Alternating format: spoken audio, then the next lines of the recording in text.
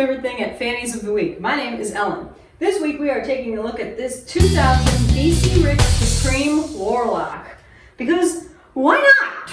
So when we got this in and I had to set it up and restring it, boy, I learned a lot about Floyd Roses that I didn't know before. For instance, there's a real little piece that's very easy to lose in here. Let me just tell you, if you're setting up a Floyd Rose for the first time, keep your eyes on that little piece because you're gonna miss it when it's gone. Lots of options for places to put a snark. I gotta say, setting up a Floyd Rose is a real pain, but man, once you get used to fine tuners, that's not bad. These are legitimately quite sharp for a guitar, especially. You know, for a knife, it's not that sharp, but for a guitar, that's pretty sharp. Like this one keeps poking me.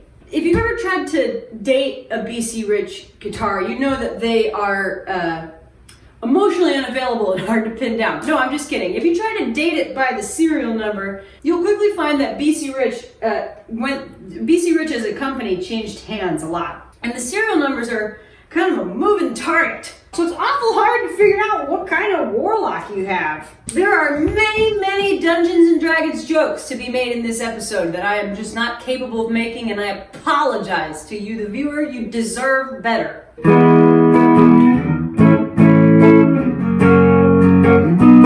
Sounds like humbuckers, you know?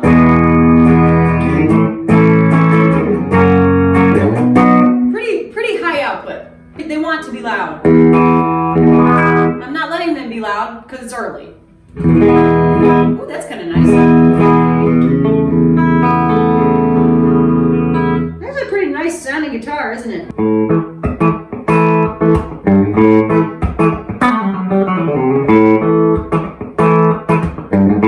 It doesn't have a lot of twang. It's very punchy, but it doesn't have a lot of twang. But also, you know, if you're thinking about this guitar in terms of twang, maybe you're not thinking about it right. It has a very comfortable neck, very smooth. I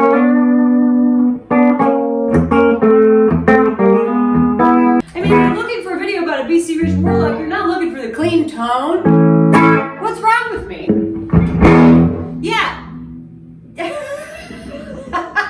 Yeah. That's a great sound. It's a great sound.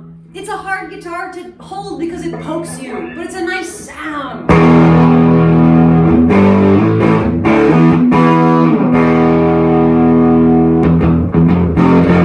don't know anything at all about metal.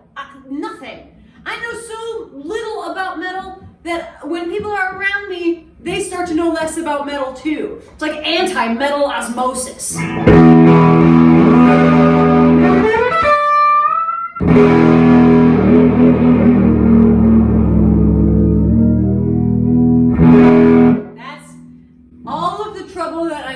Restringing this thing, losing these little suckers, you gotta really keep an eye on those. Get some painter's tape and hold them in place or something because you'll lose them. They're easy to lose.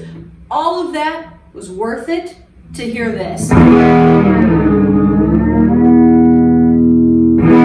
can just die happy. It's just really impractical. Where would you even get a case to fit this thing? We don't have one. Where are you gonna find one? All that considered, it's a fun guitar to play and the pickups sound really good. What are you gonna do? It just looks like an X. I give it 3 out of 5 Ellens. Ellen! Here at Fanny's House of Music, we also sell vintage clothing. Oh my God, you get this thing in a stand. This is an 80s Big Kitty Republic shirt. We heard about Tiger King. That's it, that's all I know. We heard about it. Why am I talking? What? Oh God, there's shoulder pads. I'm glad I was, born in the 80s, but didn't have to really live through much of it because I can barely negotiate shoulder pads. They just get folded and all kinds of stuck in everything. And I do appreciate that there are different textures on the shirt. It's like a book that you would give a kid. Feel the cow or whatever. Do you feel cows? Feel the dog. Pet the dog. Thank you. Pat the bunny. Pat the bunny. I like how it has stripes on this arm. It seems a little weird they don't have stripes on this arm, but what do I know? Thank you for watching Ellen's Favorite Thing at Fanny's of the Week. Tune in next week for me to have another favorite thing.